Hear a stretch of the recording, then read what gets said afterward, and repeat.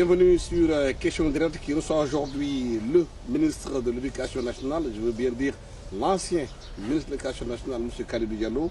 Kalidou Diallo est ancien président de Confemen et aujourd'hui il est le président de l'association d'appui au développement à la qualité de l'éducation pour tous en Afrique. Merci, monsieur le ministre, d'avoir accepté de venir à la question directe. L'actualité, vous le savez, depuis quelques jours, c'est le fait que le ministre de l'Éducation nationale actuel, l'enseignement supérieur, est décidé de l'orientation des bacheliers. 5 milliards de francs CFA sont prévus pour appuyer l'enseignement privé, pour recueillir ou accueillir les bacheliers qui n'arrivent pas à se faire orienter. Quelle lecture faites-vous de cette décision? Je remercie Alassane d'avoir donné l'opportunité de me prononcer sur cette question. Je salue également toutes les Sénégalaises et tous les Sénégalais et tous ceux qui sont en train de suivre la télévision, TFM. Je pense que c'est une solution improvisée. Pourquoi? Parce que d'abord, les questions d'orientation, au mois de mars, pour des universités privées, certainement qui ne sont pas préparées, parce qu'il y a au moins un minimum, il faut des professeurs. 10 000 étudiants, quand même, c'est important. Et je pense que ces étudiants, certains d'entre eux, avaient dans leur plan de carrière, certainement d'aller dans les facultés bien précises. Eh bien, ils ne savent même pas dans quelle université. Et généralement, les universités privées, la plupart sont des universités professionnelles. Il me semble également que 5 milliards au regard des coûts des universités privées ne vont pas suffire. Je pense qu'il fallait plutôt, de mon point de vue, faire le maximum des universités publiques, aujourd'hui quand même qui sont assez nombreuses. Et seule l'université de Dakar, Cheikh Anta Diop, a fait le plein, le maximum, et le fait de plusieurs années. Et je pense que le gouvernement aurait pu créer les conditions pour que les autres universités puissent recevoir suffisamment d'étudiants et préparer l'année prochaine les universités privées à accueillir autant d'étudiants. Donc je considère que ce n'est pas une solution viable et je considère également que ce n'a pas été une solution concertée. Parce qu'en matière d'éducation, il faut toujours se concerter avec les acteurs, c'est-à-dire les enseignants, les étudiants, et bien, mais également les universités qui accueillent ces étudiants, ne pas seulement voir en termes financiers pour les propriétaires de l'université, mais également le groupe d'étudiants qui vont accueillir ces étudiants en termes de qualité et d'effectifs. Mais nous sommes au mois de mars, est-ce qu'il n'y a pas urgence quand même d'orienter ces étudiants-là? Parce qu'il fallait trouver des solutions, là et maintenant. Mais l'urgence, c'est depuis le mois de septembre. Parce que déjà, vous savez que 98% des bacheliers ont fait leur examen depuis le mois de juillet-août. Donc le gouvernement savait déjà il y a combien d'étudiants. Et il connaissait les effectifs, il savait ce qu'il attend. Donc je pensais que ça a été un peu un manque de prévision. C'est vrai qu'il y a eu un changement de ministre entre-temps. L'ancien ministre de l'enseignement supérieur est devenu ministre de l'Éducation nationale. Le nouveau ministre vient d'arriver, c'est un universitaire. C'est un homme d'initiative, plein de bonne volonté. Mais il me semble en matière d'éducation, la volonté ne suffit pas. La volonté politique ne suffit pas, la bonne foi ne suffit pas. Mais il faut compter avec le terrain, il faut compter avec les réalités, il faut compter surtout avec les acteurs. C'est-à-dire les syndicats, les enseignants, les étudiants et les parents d'élèves. Mais le gouvernement dit avoir hérité d'une situation qui était là, que vous leur avez léguée. Parce que pratiquement en venant au pouvoir, ils ont sauvé une année blanche pratiquement qui était là, prévisible. Ils n'ont pas sauvé l'année blanche parce que l'année était loin d'être blanche, je l'ai toujours dit.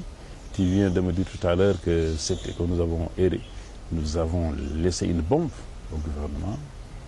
Eh bien, je pense que nous avions, non seulement des désamorceurs de bombes, mais nous avions un antimissile assez fort à la place du ministre que j'étais, pour certainement, effectivement, faire en sorte que ni les élèves, ni l'enseignement élémentaire, ni une grande partie de l'enseignement moyen secondaire n'a du tout bougé.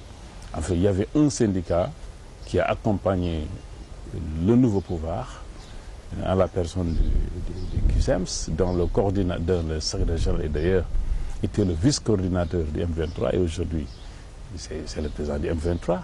Donc tout le monde peut faire une lecture par rapport à cette grève.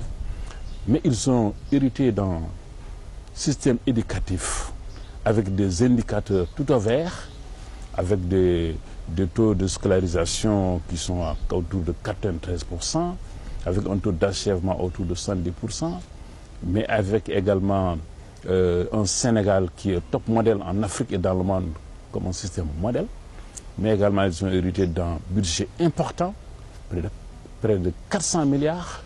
Et moi, lorsque j'ai quitté le ministère de l'Éducation, je n'avais pas touché un franc de budget de l'éducation, excepté les salaires.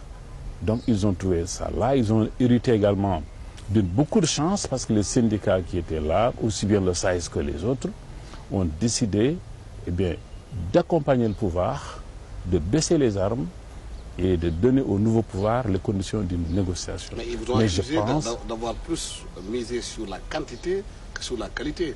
Qu'aujourd'hui, vous avez mis en place un système de bourse et de scolaire à tous les étudiants qui aujourd'hui mise plus sur la quantité que la qualité. Parce que tout le monde ne peut pas être boursier dans un pays normal. Dans l'enseignement supérieur, effectivement, il y a la généralisation des bourses et des aides. C'est une catastrophe. Ce n'est pas une catastrophe. Pourquoi? Par exemple, en France, tous les enfants qui ont 18 ans, tous les jeunes qui ont 18 ans, mais ils ont une prime. Mais la France, c'est pas le Sénégal. Je vous explique. Je suis en train de t'expliquer. Je vous écoute, monsieur. Je dis, dans beaucoup de pays, les jeunes, dès qu'ils ont 18 ans, ils sont accompagnés. Je trouve qu'un étudiant, quelqu'un qui a été à l'université, parce que j'ai vécu les années 1994, où des étudiants affectés à l'université n'avaient ni bourse, n'avaient droit ni aux œuvres universitaires, aux cours, mais ils prenaient des cacahuètes, ils prenaient du pain sec dans la cour de l'université. Je trouve que quelqu'un qui a été étudiant, il devait être accompagné par là. D'autant plus que le pouvoir actuel dit qu'il va universaliser l'aide sociale à tous les niveaux du Sénégal, mais l'aide sociale doit être universalisée à partir des étudiants. Maintenant, l'opportunité que le président Wade avait donnée aux étudiants, malheureusement, ça n'a pas été utilisé parce que les bourses d'excellence n'ont pas été données à des élèves excellents. Il y a des doublons, il y a des gens qui travaillent dans le privé, qui travaillent dans le public, qui ont leur carte d'étudiant qui continuent à bénéficier de ces bourses.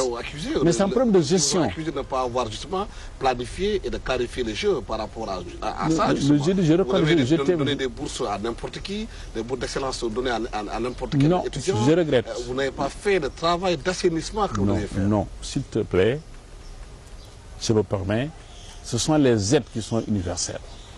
Mais les bourses sont des bourses d'excellence. Des étudiants qui ont des mentions ont la bourse. Tout étudiant qui passe de la première année à la deuxième année a d'office une bourse pleine.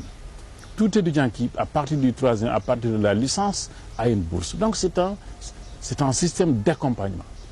Il s'est trouvé que maintenant, beaucoup d'étudiants après la licence s'inscrivent en master en troisième cycle pour avoir automatiquement ces bourses de 100 000 francs par mois, mais en même temps aller enseigner et être vacataire. D'ailleurs, le professeur Souran, à un moment donné, a voulu remettre en cause ce système.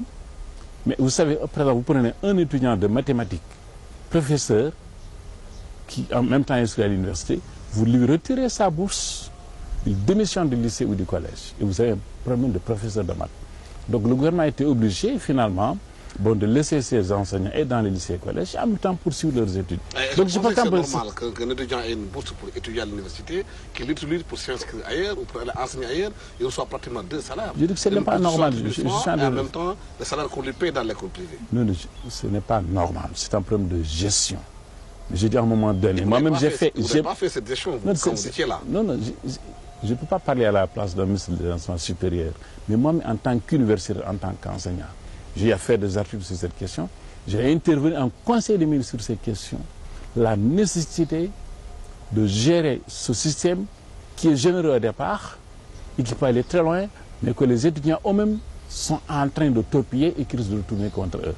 C'est-à-dire que si on n'accompagne que les étudiants qui sont excellents et qui sont méritants, et si on ne bénéficie de ces bourses que des étudiants qui effectivement ne font que de la recherche, ça est une excellente chose. Et puis un étudiant qui vient à l'université, qui a juste quand même par année, c'est 70 000 francs, c'est rien du tout. Pour juste pouvoir faire en sorte de faire de petits billets, etc., c'est pas très lourd. Moi je pense que l'esprit est très bon, je pense, et malheureusement, le Sénégal n'a pas, les étudiants n'ont pas pu profiter de ça. Et la remise en cause de ce système de mon point de vue, va poser problème parce que le gouvernement va difficilement remettre en cause pour les étudiants qui sont actuellement là-bas. Et il va supporter difficilement le fait de vouloir affecter des étudiants dans les universités privées dont les coûts sont beaucoup plus chers pour les autres. Je ne sais pas comment ils vont négocier, mais quand ils vont dans ces universités privées, ils vont amener là-bas l'esprit des étudiants du public. Parce qu'ils sont pris en charge par l'État, mais ils vont continuer à revendiquer. Ils vont introduire les grèves dans le système et les universités privées qui étaient des centres d'excellence risquent à leur tour d'être des centres de médiocrité. Mais est-ce que ça, c'est pas l'héritage que vous avez laissé à ces nouvelles autorités-là? Est-ce que ce n'est pas le travail que vous deviez faire pour qu'on n'en arrive pas là? Est-ce que vous avez fait un travail de construction d'infrastructures universitaires dans tout le pays pour permettre qu'on puisse ventiler les étudiants dans ces régions? Je continue de dire que nous avons laissé un bon héritage. Ah bon? D'abord, le premier héritage c'est que nous avons créé les conditions pour que le Sénégal ait beaucoup d'élèves à la base et beaucoup d'élèves de niveau moyen secondaire et beaucoup d'élèves qui deviennent des bacheliers. Alors, de mon point de vue, les bacheliers, les diplômés ne sont pas forcément obligés tous à être dans les universités.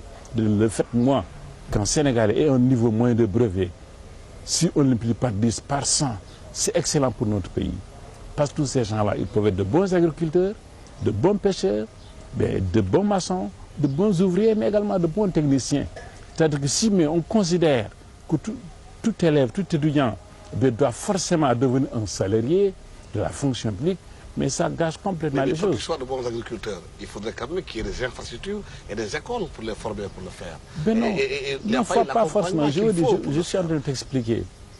C'est-à-dire quelqu'un qui a un niveau de bac, un niveau de licence, ici au Sénégal, il peut se débrouiller. Il peut être un homme d'affaires. Il peut être un bon éleveur.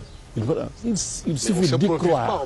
On ne s'improvise pas éleveur. Il y a une formation qu'il faut faire. Non, je dis que la formation professionnelle existe, mais je veux dire que le niveau, c'est l'UNESCO qui l'a démontré de toute façon.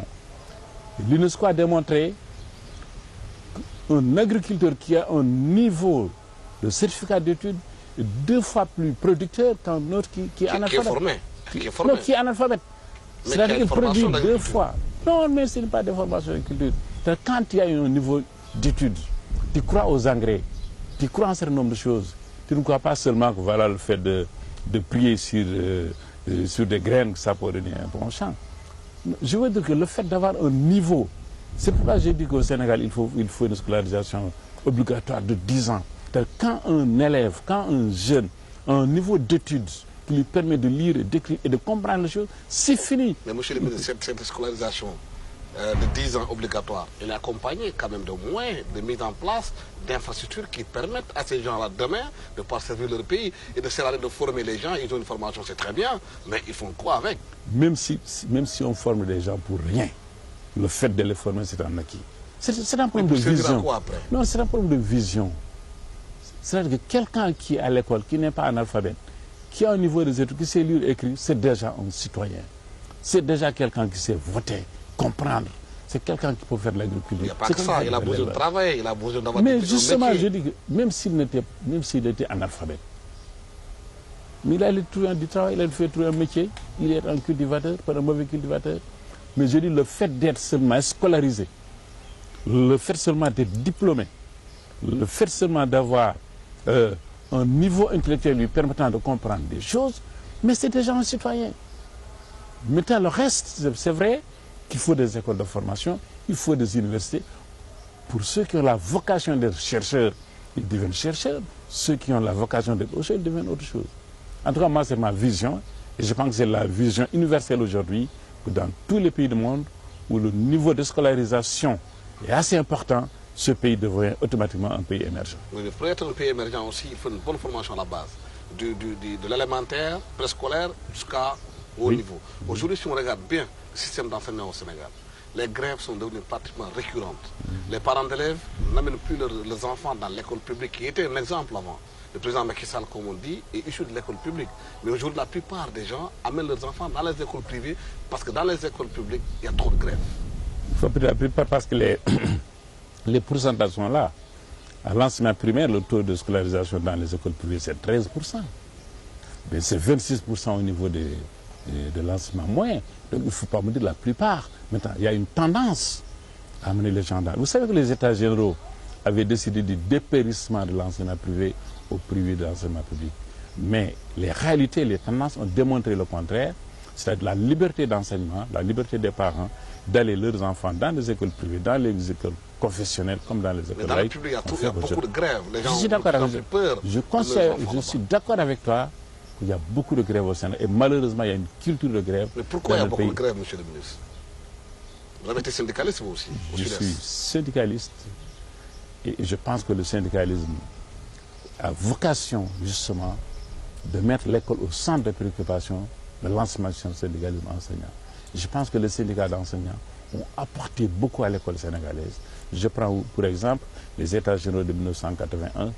Ben, le Sud-Est est venu avec 200 propositions qui ont fait des États généraux, qui aujourd'hui ont contribué à l'avenir de l'école sénégalaise.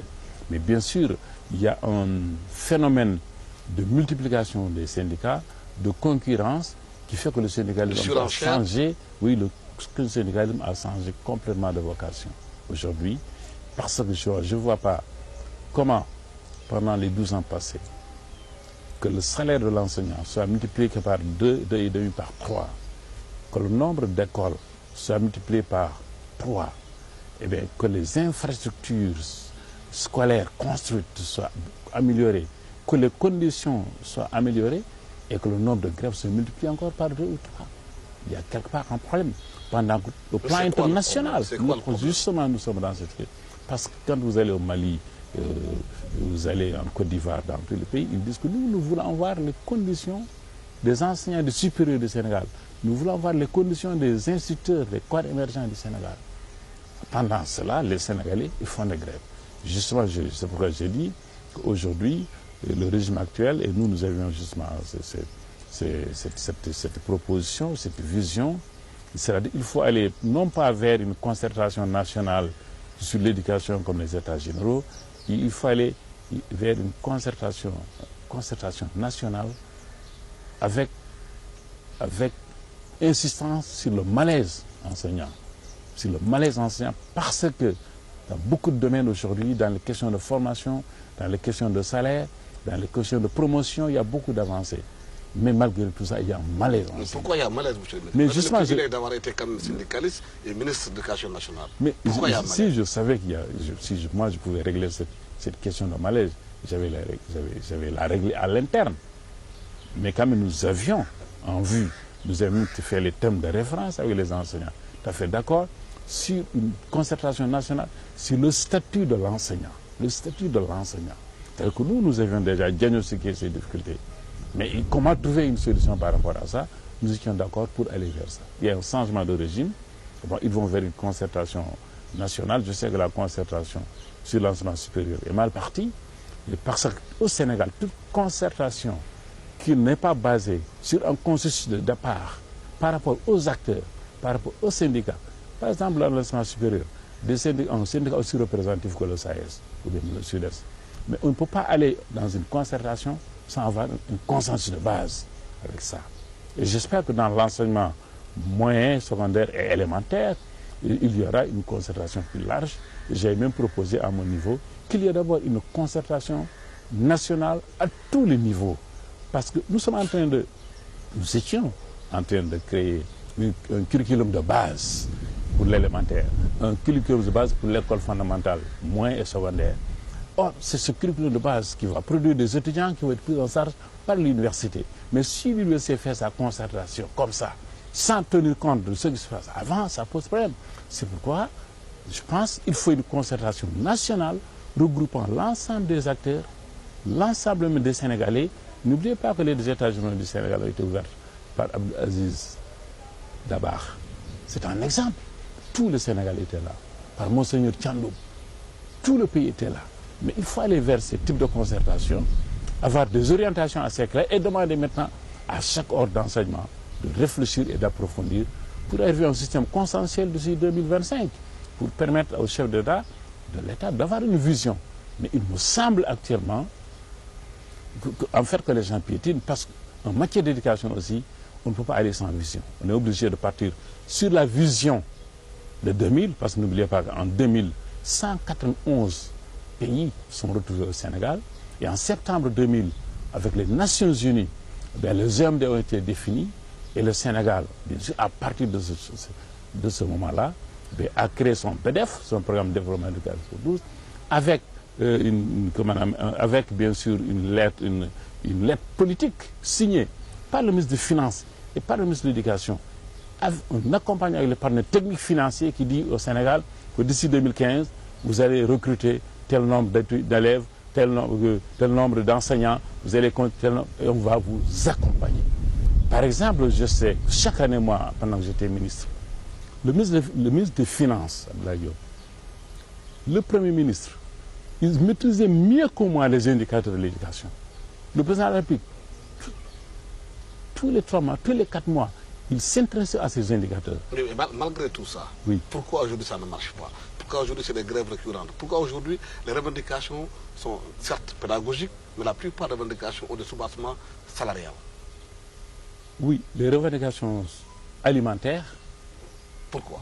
Elles sont alimentaires, je pense, liées à la crise. Hein, parce que quand il y a une crise où il y a les denrées qui augmentent, où le coût de loyer est assez cher, où c'est important, et bien plus vous augmentez les salaires, plus l'appétit, l'appétit vient en mangeant. Vous savez que le président Wade, tout de même, de ce point de vue, il a beaucoup fait pour l'éducation, parce que pas seulement pour l'éducation. Dès 2001, il a fait distribuer 36 milliards, je ne sais pas si vous vous rappelez de ça, dès 2001, 36 milliards de surplus budgétaires à tous les secteurs, mais avec un déséquilibre. À l'époque, disant voilà que les informaticiens allaient quitter l'État, donc il faut une prime de 500 000 francs aux informaticiens, que les préfets, les gouverneurs étaient mal lotis, il faut donc créer des conditions pour que tous les représentants de l'État... Le Sénégal n'est pas en train de subir aujourd'hui les conséquences de cette politique d'augmentation de salaire, tous azimuts, sans contrôle, sans rien. Oui, je sais, j'ai dit que les enseignants à l'époque, ils avaient eu 10 000 francs. C'est vrai que ça amène une déréglementation. Mais est-ce que ce n'est pas cette déréglementation aujourd'hui qui font que les enseignants se disent qu'ils sont dans le droit de réclamer ce que touchent les magistrats, parce que peut-être qu'ils ont, c'est eux qui forment les magistrats. Non, non, les enseignants... C'est pas du populisme, je veux dire que les enseignants, d'abord, ils ont eu ce qu'il y a à avoir, ils ont à avoir, mais il faut savoir qu'un magistrat en statut, un militaire en statut... Les enseignants doivent avoir un statut aussi. Voilà, les enseignants ont un statut particulier que personne n'a. Parce que les enseignants, avec les statuts particuliers, par exemple, ils ont une indemnité de 50% de leur salaire initial. Même quand ils vont à la retraite, ils vont avec. C'est le seul à l'avoir. Mais pourquoi donc, monsieur, les grèves continuent? Est-ce qu'on pense aux enfants qui sont à la maison, qui n'auraient pas étudié, leur avenir est compromis parce qu'il y a des grèves récurrentes, ils ne sont pas partie prenante de tout cela? Je suis parfaitement d'accord avec vous que ces grèves dans le système éducatif, eh bien, que ces grèves, de mon point de vue, elles n'ont pas de fondement à mon niveau. Elles sont liées plutôt au fait que les syndicalistes actuels, de mon point de vue, mettent plus en avant leurs intérêts que l'intérêt des élèves. Mais d'autres accusent aussi que ces syndicats, qu'il y a des partis politiques qui sont derrière eux, qui les manipulent, selon leur position dans le gouvernement ou bien dans l'opposition. Que la plupart des syndicalistes eux-mêmes sont des responsables politiques, des fois. C'est des questions qui sont posées, qui sont là. On le voit partout, c'est clair et net. C'est un héritage. Mais est-ce que c'est pas ça qui cause les problèmes au Sénégal? C'est un héritage. Syndicalisme et politique, c'est un couple depuis le 19e siècle. Mais au Sénégal aussi... Mais est-ce qu'on a le droit, parce qu'on est dans l'opposition en tant que syndicaliste, qu'on crée des problèmes au gouvernement, parce que justement, on est manipulé par son parti politique? Ben non, c'est pas forcément comme ça. Parce que aussi on peut être dans le pouvoir et manipuler les syndicats. C'est souvent le cas. Absolument. J'ai dit, mais je considère que ce qui se passe actuellement, il ne s'agit pas de manipulation politique. Je considère que les syndicats ont été de bonne foi. Mais quand on regarde bien, M. Rimene, souvent, la radicalisation, la radicalité de certains syndicats dépendent des positions de leur parti dans le pouvoir. Non, non, je dis que pour moi, je considère que ce n'est pas le cas maintenant.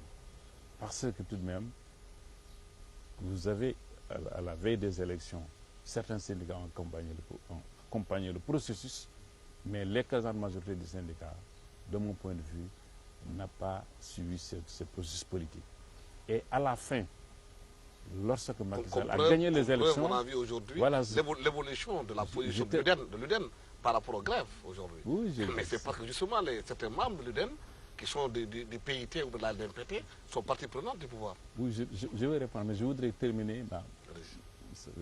J'ai dit, lorsque le président Macky Sall a pris le pouvoir, tous les syndicats, quelle que soit leur orientation politique, ils ont tous dit d'accord, nous donnons au pouvoir le temps de réfléchir, de se préparer pour répondre à nos revendications.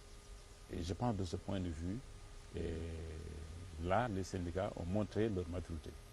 Et je me félicite de cette situation entre nous. Maintenant, pour ce qui est des syndicats qui ont pris position, vous voyez, le Sud-Est, l'UDEN, le SNEL,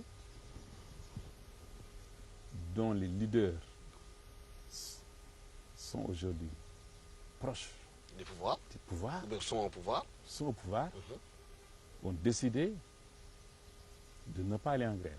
Et ça a été une erreur stratégique. Parce que le CUS et l'ensemble des syndicats ont décidé ensemble de partir. Donc eux, ces trois syndicats, la manœuvre qu'ils pouvaient faire, ils ne l'ont plus.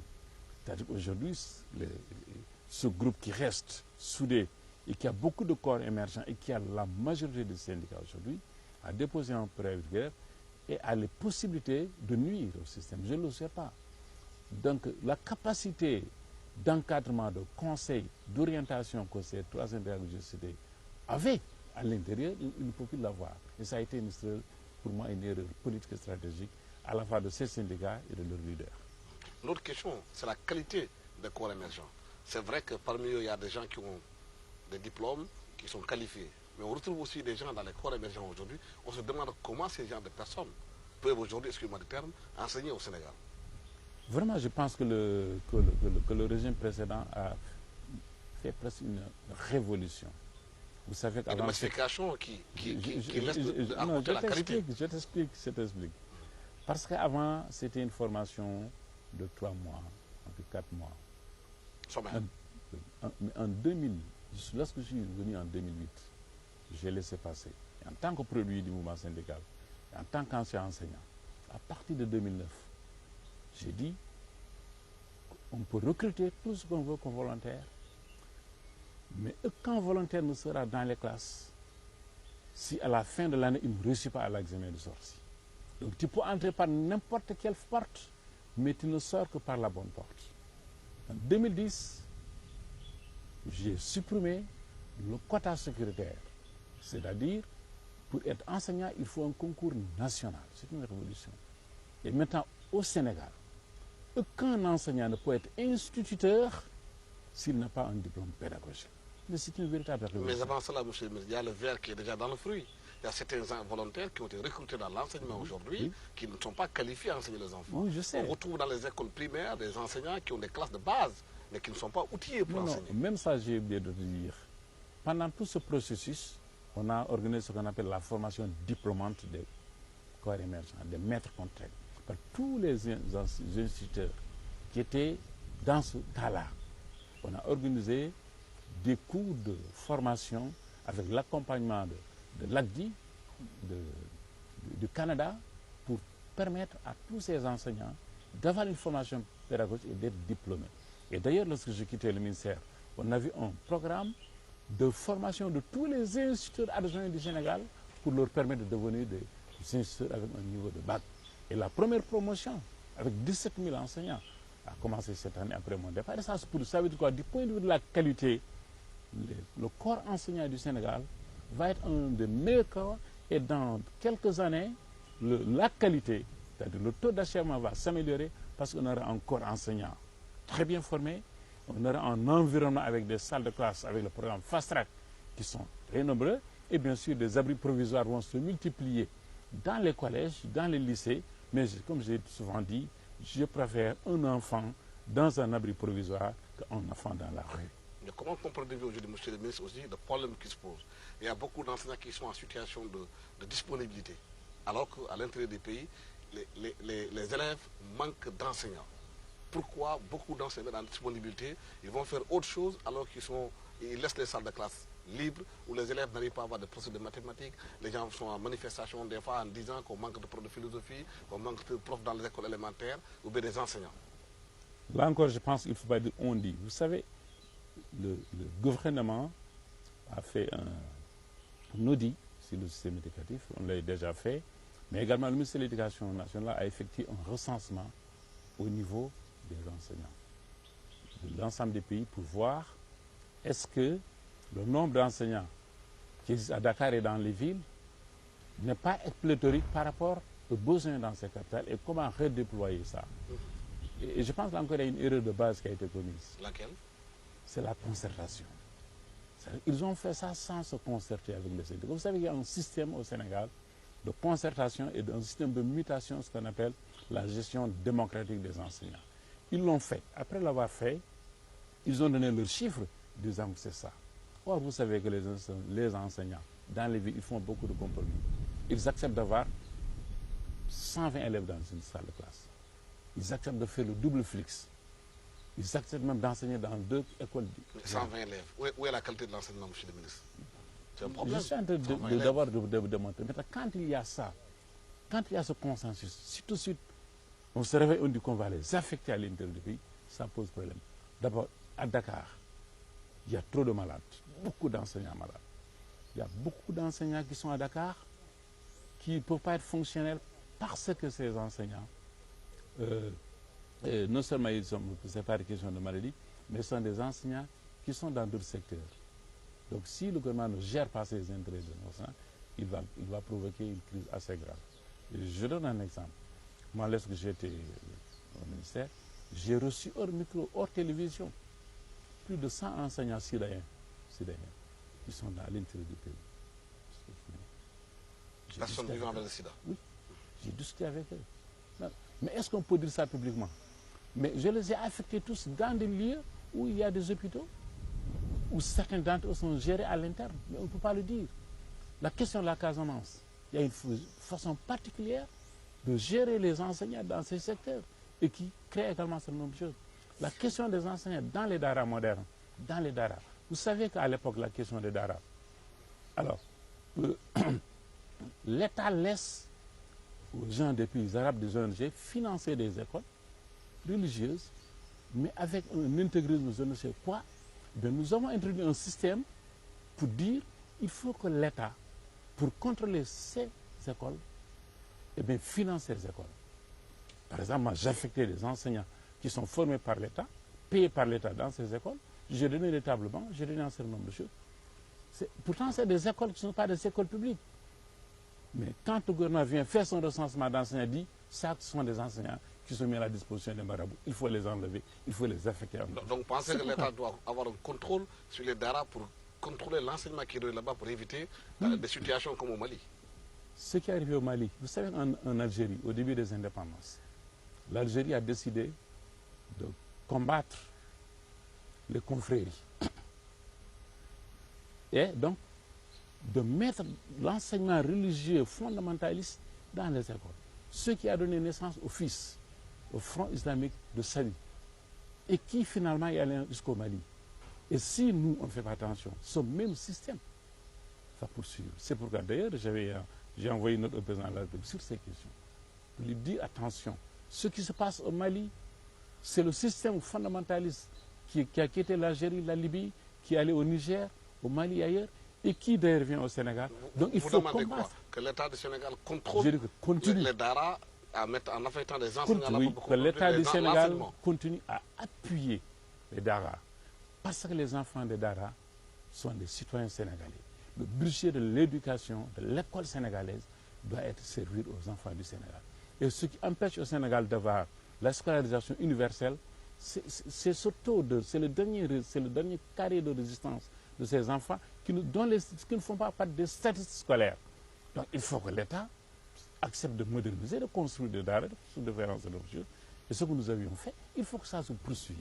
Et d'ailleurs, avec le partenariat mondial, on appelait le Fast Track, qui avait financé le Sénégal en 2007 à hauteur de 40 milliards, et nous avons construit 4660 salles de classe. J'ai fait des économies dans cette somme, et nous avons prévu de construire, donc je quittais 25 collèges à partir de 2,5 milliards qui est resté. Et en tant que membre du conseil d'administration de Fast Track à l'époque, j'ai négocié à Copenhague 28 milliards supplémentaires pour cibler plus les daara modernes que le reste. Et je pense que le ministre Ibrahim Sall avait dit qu'il est revenu d'Allemagne à l'époque, il est revenu avec 28 milliards, etc. Mais il n'a pas dit le fond. Mais ces 28, en fait, en priorité, sont destinés à l'intégration de ces daara dans le système éducatif sénégalais pour non seulement permettre la disparition du dernier cadre de résistance, mais également essayer que le fondamentalisme soit ici au Sénégal, comme il a été dans tous les pays. Abordons le volet politique de notre débat aujourd'hui. Ça a été élu.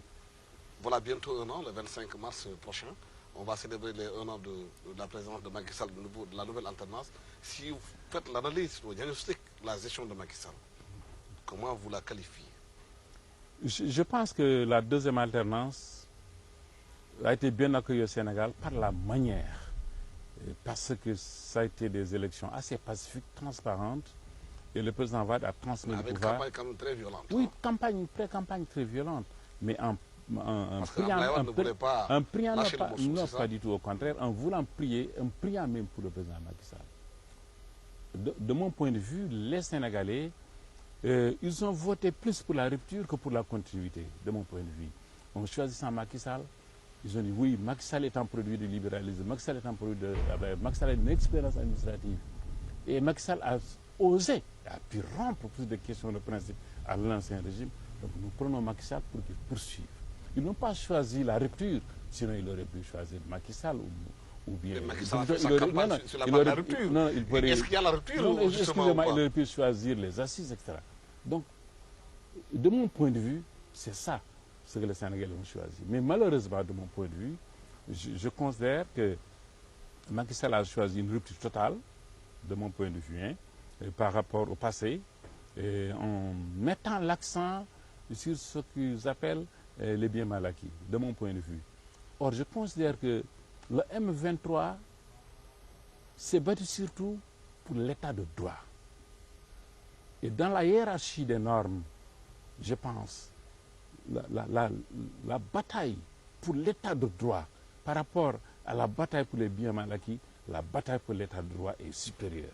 De mon point de vue, ils ont choisi un peu de faire la traque des biens mal acquis en faisant fi de l'état de droit. Or, ils étaient élus pour ça. C'est pourquoi il n'est pas trop tard. Est-ce que, par exemple, un ministre qui prend l'argent des Sénégalais, qui l'utilise à d'autres fins, n'a pas rompu l'état de droit entre les citoyens? Parce qu'il a été justement délégataire de son pouvoir, qu'aujourd'hui à Ourossogui ou à Tambacounda ou bien à Bakel, s'il manque une bouteille d'alcool, c'est parce que l'argent qui devait servir à acheter des bouteilles d'alcool a été mis dans la poche de quelqu'un. Pour moi, un ministre ne peut pas détourner. C'est impossible. J'ai été ministre. Un ministre ne peut pas du tout détourner. Pourquoi? Parce que moi, en tant que ministre de l'Éducation nationale, mon budget, je ne l'exécutais pas. Vous savez qu'au ministère, dans chaque ministère, il y a ce qu'on appelle le COF.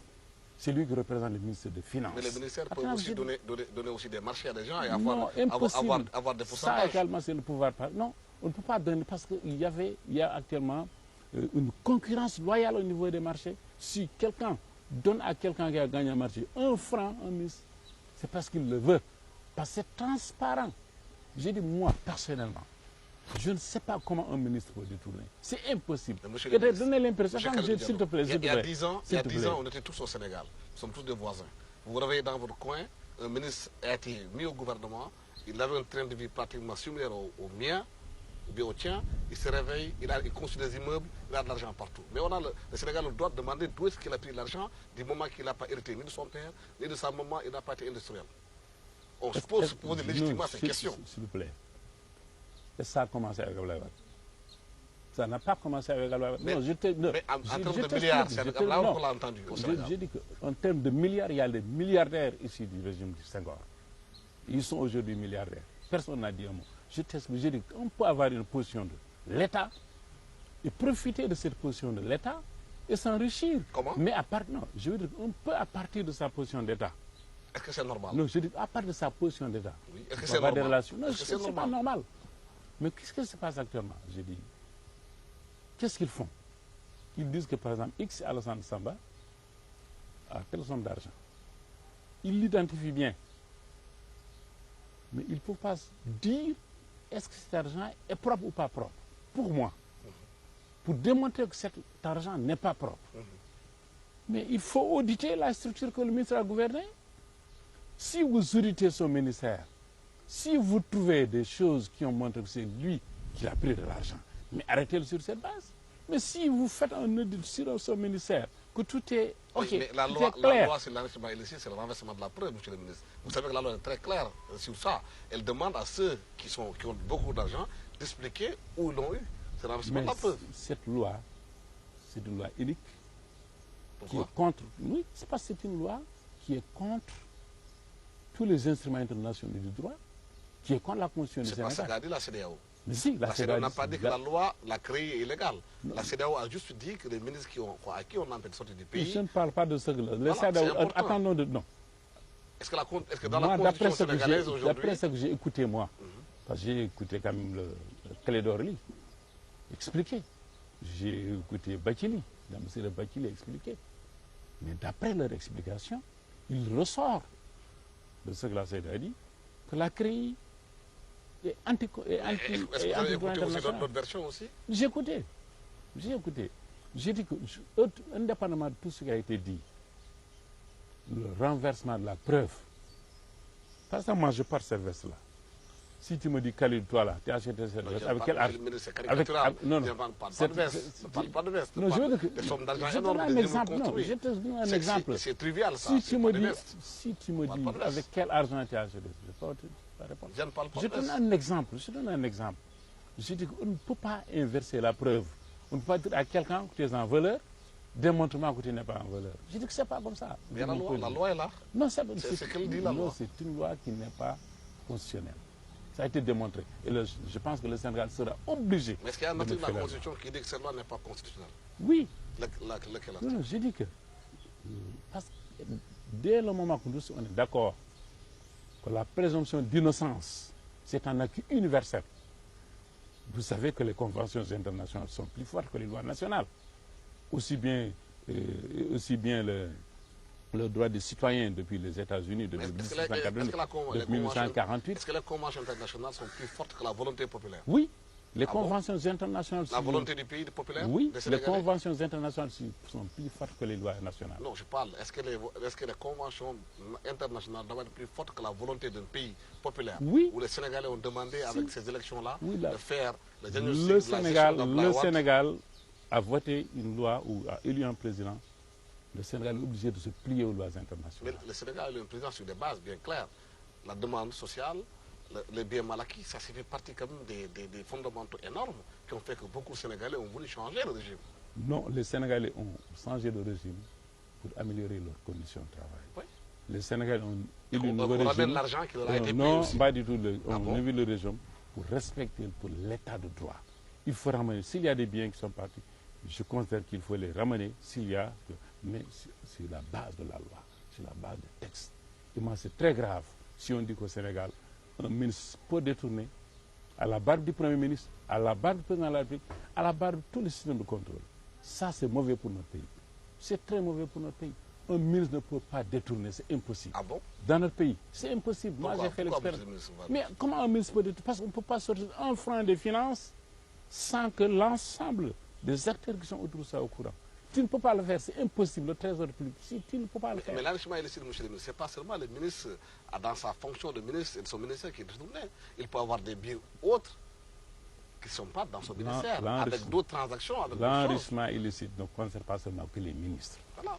L'enrichissement illicite concerne même les journalistes. Mais pour le moment, Ça concerne tout ceux le qui monde. ont géré les biens Mais il y a publics. des journalistes qui sont enrichis, que je connais moi, Aujourd'hui, que je monsieur le connais. ministre, les biens mal acquis On n'a qu'à concernent- calculer moins par rapport à ce Non, qu'ils ont. les biens mal acquis concernent ceux qui ont géré l'argent public.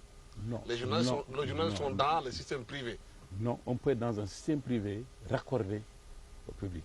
C'est possible. Les enquêtes le diront. C'est possible. C'est Je veux dire que, franchement, moi, je considère, malgré tout ce que j'ai, le respect que j'ai pour le régime, je pense que nous sommes dans un système, pour rappeler un peu Karl Marx ou Lénine, où l'État devient un appareil de répression d'un camp sur un autre. Et ça, c'est pas bien.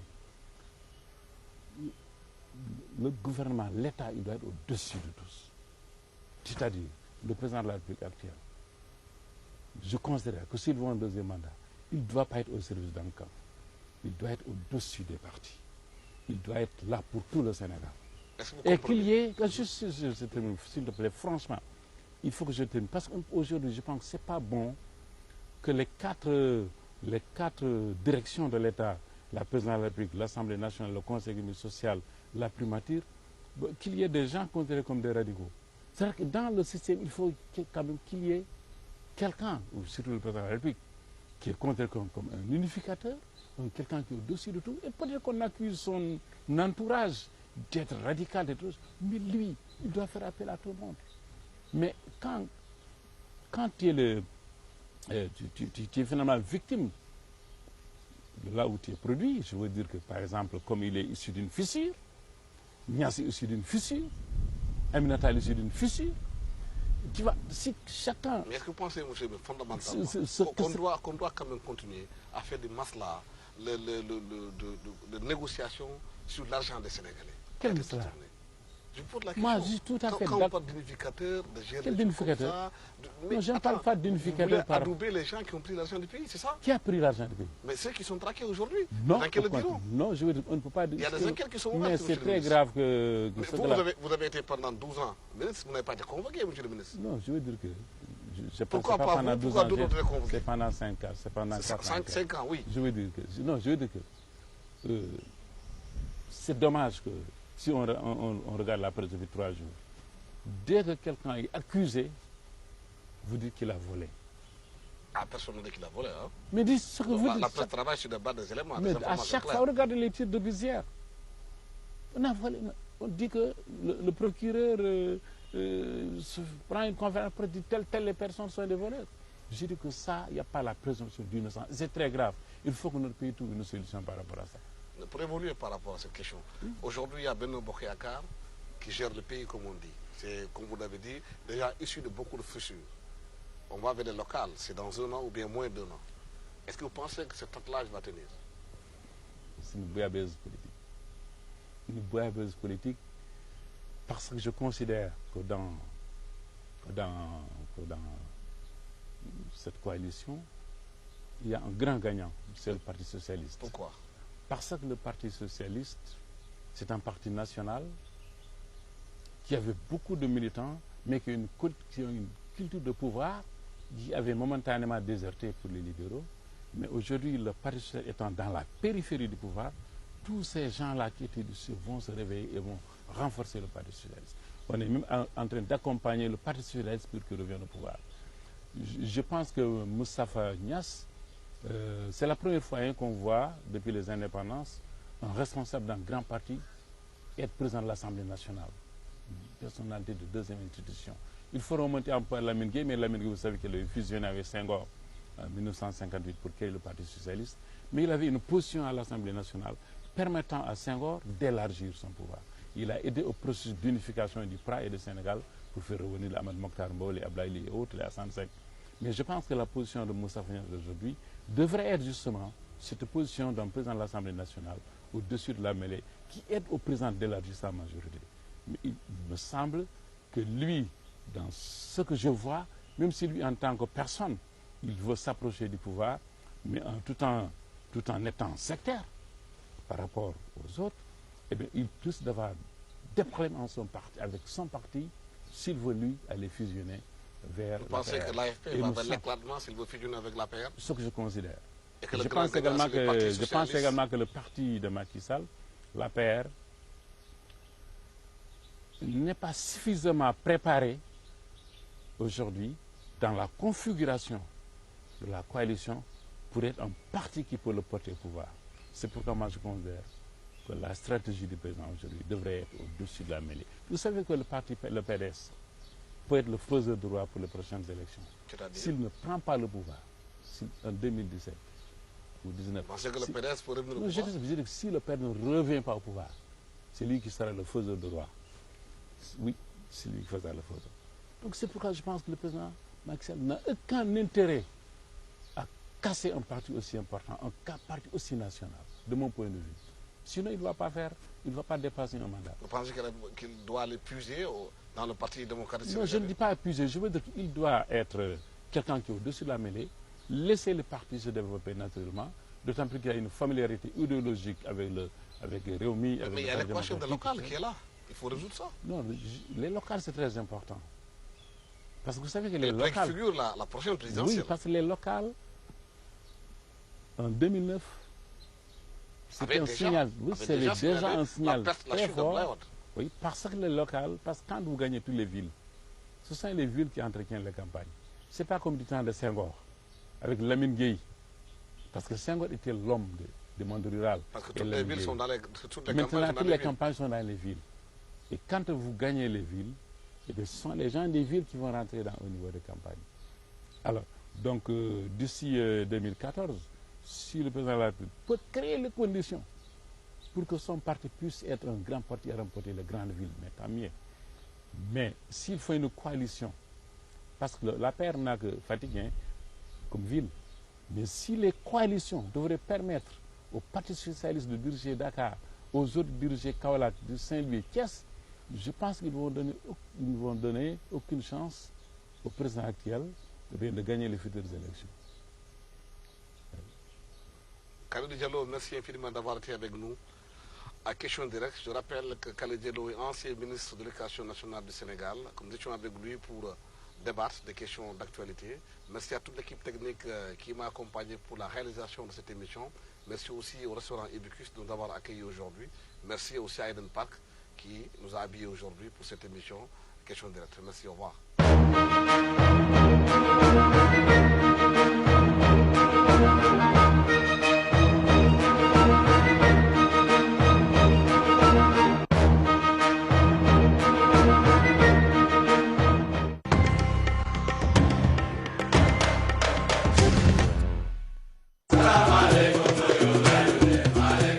asalaamaaleykum yéen ñi saxoo di seetaan TFM géej di dox sax su ne ci di leen di bëggal moo waral andi leen seen émission bu bees tàq bi ñu dippee Table yaa ngoone li ko tax a jóg mooy mbirum njënd ak njaay coono bëgg a jaay bëgg a jënd te xamuloo fan la dëkk na tey ku ci am kër oto terrain conteneur salon de coiffure wala prêt-à-porter te gisuloo ku ne ñaata ñëw leen ñu jaay leen ko ci mbir yu xew la te keneen ku gis leneen lu ko gën a yomb boo ñëwee ñu delloo la sa xaalis ku ñu soxla contacté ñu ci numéro yi.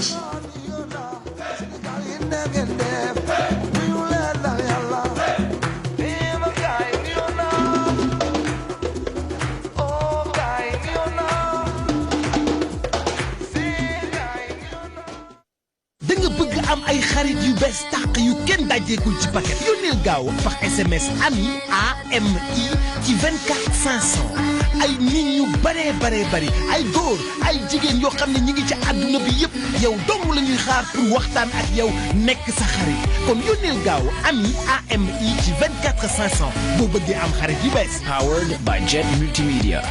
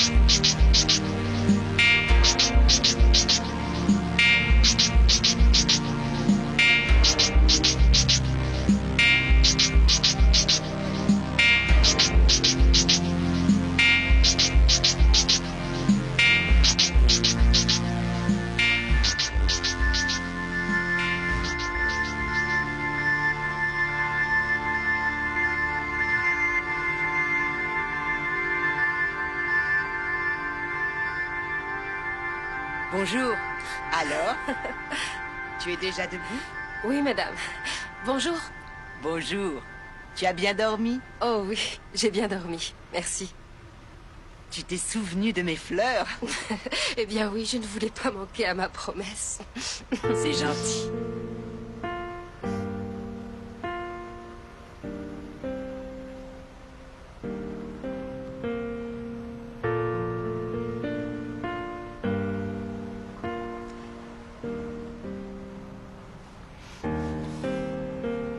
J'aimerais te poser une question. Allez-y. Tu es vraiment amoureuse de Ken? Oh oui. Je suis heureuse de l'entendre. Dans ce cas, j'aimerais te donner un conseil de femme. Je voudrais que tu l'aimes de tout ton cœur. Que tu l'aimes de toute ton âme, tout ton esprit, tout ton corps. Hein? Si tu fais ça, il ne verra plus du tout les autres femmes. D'accord. Tu sais, il est tout ce que j'ai. Je veux le meilleur pour lui. Et j'espère que tu veux la même chose que moi. Je promets de faire de mon mieux. Merci. Merci. Princesse! Princesse!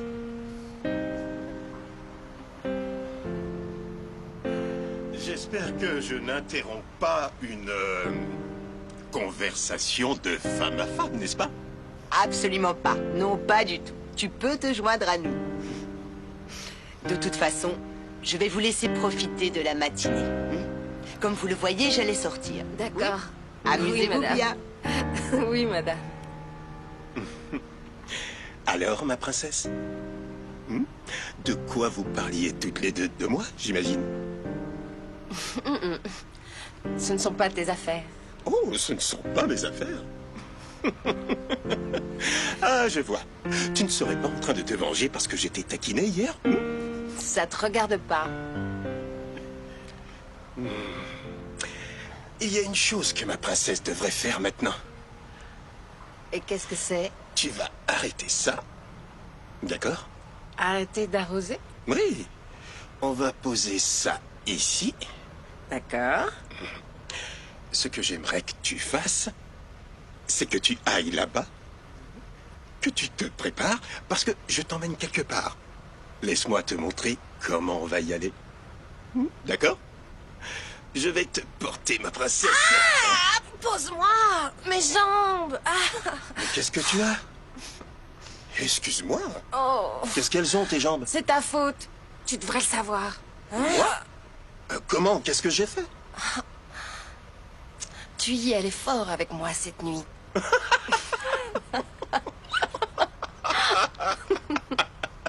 Oh alors, ma chérie, je suis désolé. La prochaine fois, je serai doux comme un agneau. Tu C'est as promis. intérêt à tenir cette promesse. Attends, je vais ranger ça. Bon, le jardinier finira.